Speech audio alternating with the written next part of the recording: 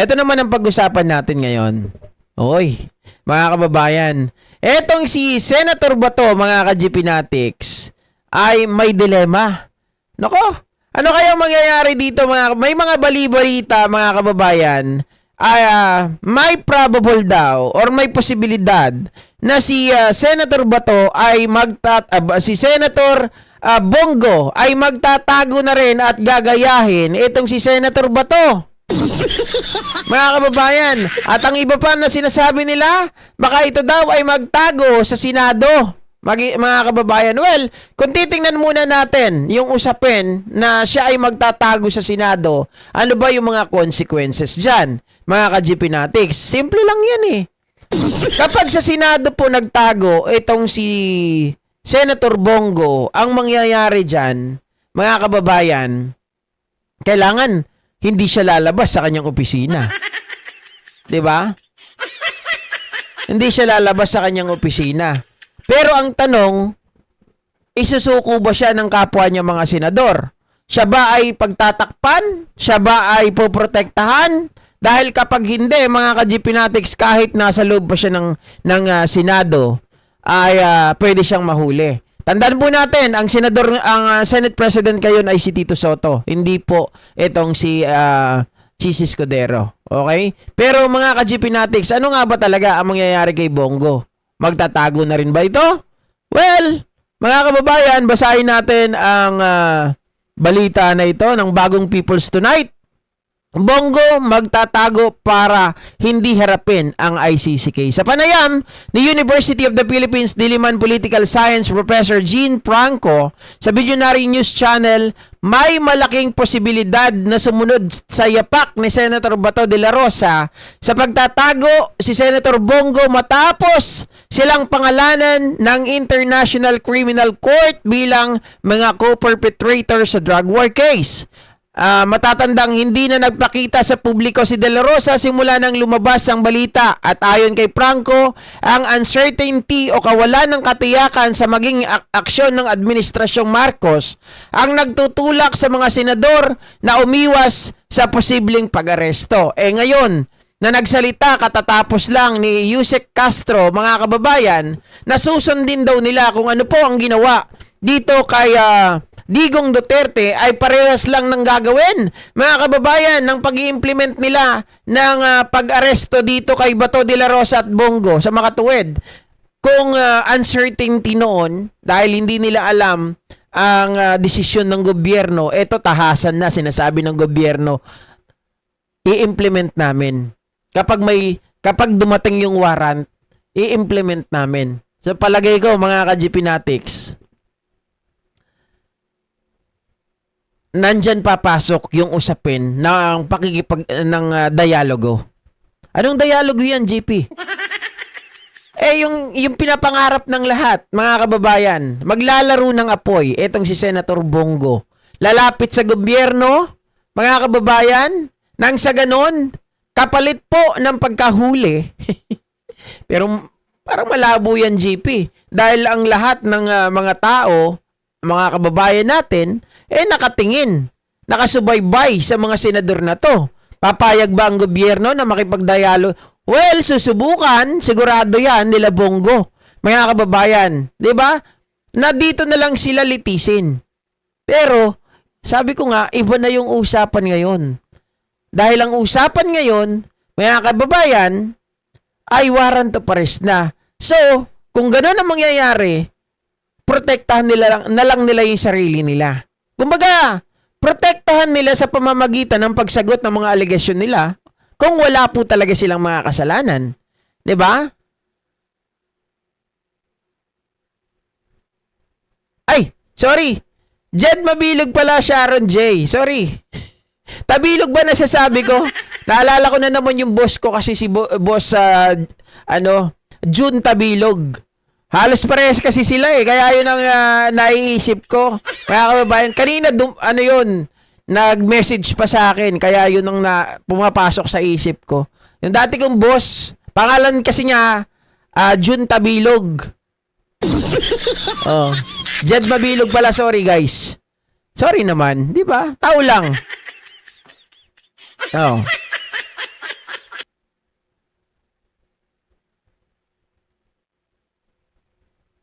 Sino yun? Si ano? Si MR? Sino yung MR? Mark Ramos, Aabang na ba sir ang jet plane sa Villamor o sa Orman lalaban? Pwede ba natin piliin yung manlaban? Para mas madali, di ba? Manlaban na lang. Matotal mayayabang naman sila. Hindi, palagay ko mga ka-GP Natics. Tama yung sinabi rito ng, na baka mamaya mag-i-evade ito. Di ba? Dahil alam nila hindi sila kakampihan ng gobyerno. Kaya kapag halimbawa itong si Senator Bongo ay hindi na rin natin nakita sa mga plenaryo, mga kababayan, wag na kayo magtaka. No? Wag na kayo magtaka. Ibig sabihin yan, nagpakalayo-layo na rin yan, nagtago na rin yan. Oh.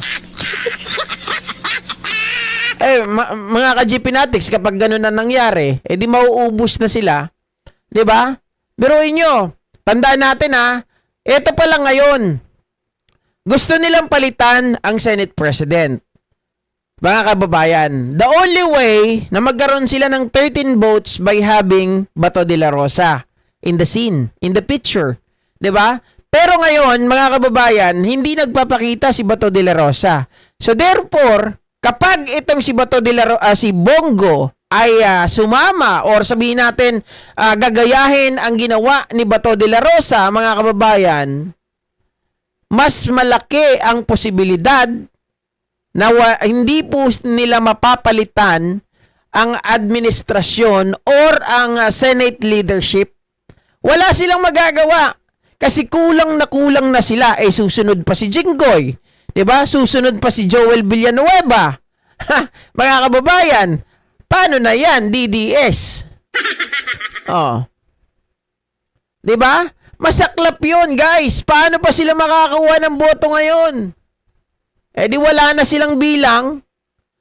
Ang mas malala niyan, pagdating po ng impeachment ni Sara Duterte, na i-transfer na po yung confirmation of charges. Wala nang kakampi sa kanila. Alam po natin, pagdating sa Senado, kailangan dyan number games. Paunti na sila ng paunti. Hindi na sila makakuha ng sapat na bilang. 'Di ba? Hindi na nila maliligtas si VP Sara Duterte. So, mangyayari, mga ka-GP Natics, susunod na lang sila sa Agos. 'Di ba? Susunod na lang sila sa Agos. Otherwise, magiging laughing stock itong mga ito. Apat na lang ang matitira sa minority. Sabi ni, wait. Bigla nawala.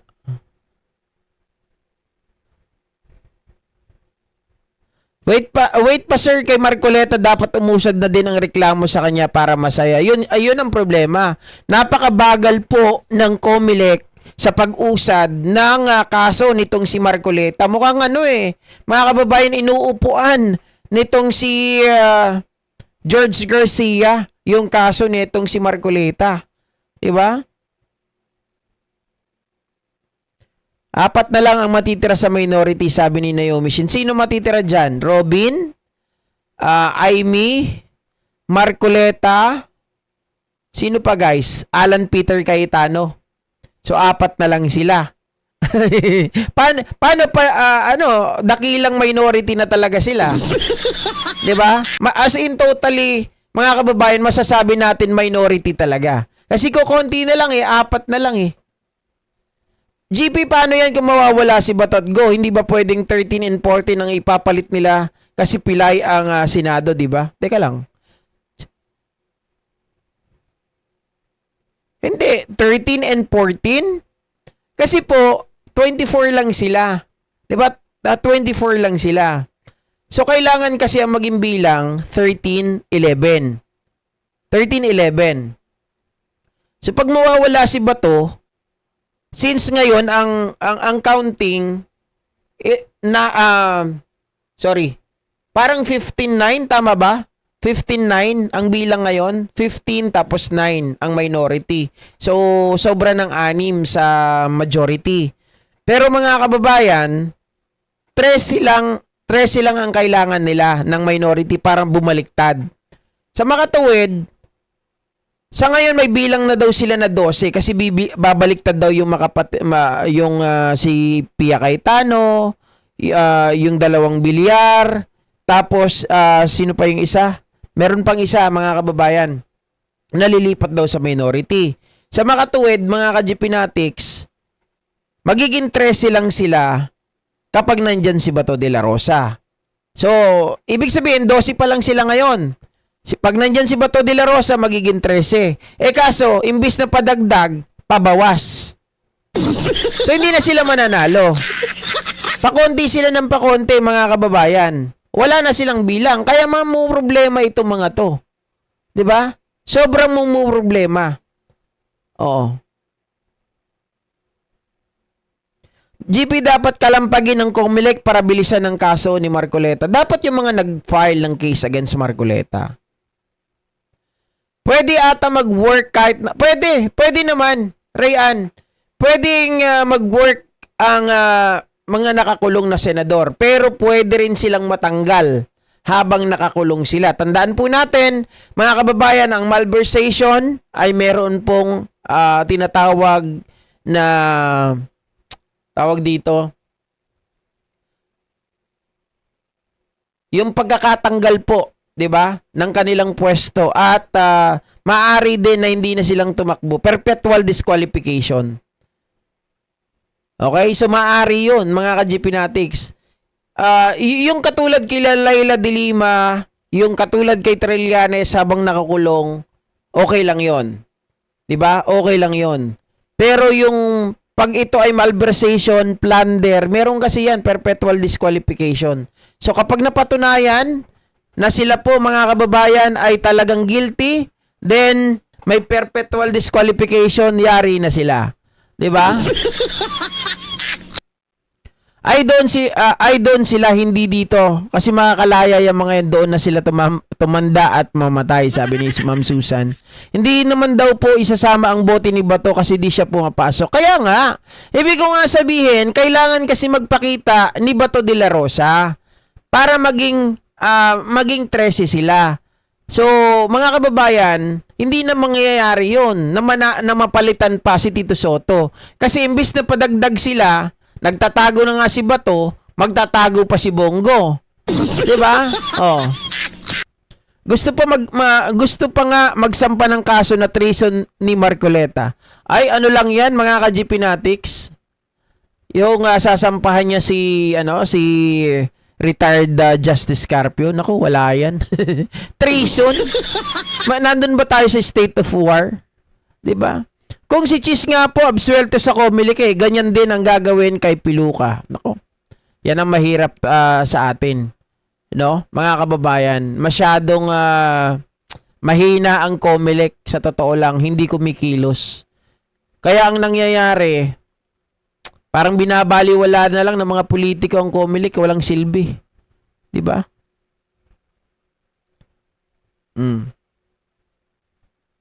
So kapag itong si Bongo, mga ka-GPnatics, nagtago, hindi na siya makakalabas. Hindi ito lalabas hanggat hindi po, mga kababayan, napapalitan si Pangulong Bongbong Marcos. No? Ang problema nito, si Bongo, dahil hindi rin siya alay ni VP Sara Duterte. Remember, si Sara Duterte may galit kay Bongo. Dahil noong panahon na mga kababayan, gusto nilang lumapit kay Pangulong Duterte, pinagbabawalan sila ni Bongo. 'Di ba? Nililimit nila ang mga oras, mga kababayan, ng mga anak ni dating Pangulong Duterte na lumapit sa kanya. Baka mamaya, dahil mapagtanim ng galit itong si Sara Duterte, pag na ito ay kunwari naupo bilang presidente, palagay ko, mga kababayan, etong si Bongo, ay baka ibigay din ito sa ICC ni Sara. 'Di ba? Oh, patay na, hindi na makapamigay ng bola si Bongo, hindi na makakapag-ikot. Hindi na makakapunta sa mga sunog, 'di ba?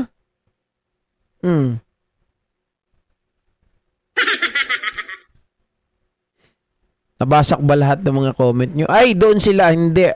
Okay. Hindi naman daw po isasama ang boto. Alright, nabasa ko na. Mga kababayan, palagay nyo, Magtatago rin kaya si Bato? Si Bongo? Ganon din pa po kaya yung gagawin niya, mga kababayan? Kasi nakita ko kung pagmamasdan nyo yung mga statement ngayon ni Senator Bongo, na kesyo wala daw siyang kinalaman doon sa ICC, parang dinidistance niya na yung kanyang sarili. Sa makatuwid, mga kababayan, ito ay natatakot. Diba? Hindi siya papayag na sila po ay mahatid doon sa dahig. Kasi kung iisipin nyo, doon pa lang sa pagdalaw kay Digong Duterte, hindi sila makalapit, hindi sila makapunta ng dahig, hindi nila madalaw etong si dating Pangulong Duterte. Kasi nga, natatakot sila, baka mamaya meron ng warrant of arrest at dadamputin na lang sila doon sa Netherlands. O sabi ni Opel Yapes, magtatago daw yan, oo rin. Sabi ni Ma'am Allen Arsenas, ganun din. Layas na lang tayo sa Pinas pag si Sara ang Pangulo at si Robin ang BP. Mahirap yan, guys. Mamumulubi talaga tayo ng gusto kapag yan. Yan ang naging presidente, si Sara. Oo, guilty. 'Di ba? Ang pagtatago is a sign of guilt. Ang flight is a sign of guilt. So kung ako sa kanila, mga kababayan, sumuko na lang sila. 'Di ba? Sumuko na lang sila. Ayaw nila noon, may senator tayong overseas. 'Di ba? May senator tayong overseas. Oy, pag ganun ang nangyari, guys, sikat na naman ang Pilipinas. Bakit kanyo? May presidente na tayong nakakulong sa ICC. Tapos magkakaroon pa tayo ng meron pa tayong mayor na nakakulong sa ICC, di ba? Ngayon, pag nakulong 'tong mga senador na to, mga kababayan, Guinness World of Records din 'yan. Dahil may 2 senador tayo na overseas. Overseas Filipino senator. Overseas Filipino senator, di ba? Kakaiba 'yun. Ngayon lang tayo makakita ng mga senador na nandoon sa ICC. Kagawa ng batas na nasa kulungan.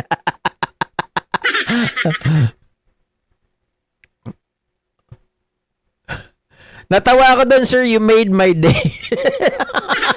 Bigla lang pumasok sa isip ko, guys. Kasi nga, di totoo naman Totoo naman talaga yun Nung napasok si Digong Duterte, talagang pinag-usapan ng halos buong mundo yan, di ba? Nung nanalo pa siya, mga kababayan, ano yung sabi sa kanya? OFW, di ba? OFW daw. Tapos ngayon, mga kababayan, matindi, overseas Filipino senator. Sikat sa kulungan, Next, NBI naman at PIDEA chief. Ay, hindi. Ano na to? Hindi na masyadong yan, yung mga NBI, PIDEA chief. Hindi na masyadong yan. Kumbaga, mga kababayan, kasi mga ex na yan 'Di ba? Unlike nung talagang incumbent. Incumbent kasi si Senador Bongo, incumbent si Bato de la Rosa, tapos makikita natin nasa kulungan. 'Di ba? Nakakatawa 'yun. Sosyal ang Pinas, tama, Mamona Nasis. Tayo lang ang meron yan. Mga international, yung natin. International yung mga politiko natin, di ba? sa ibang bansa, mga ka-GPnatics, doon sila nakakulong. Dinaig pa yung mga literal na OFW, di ba?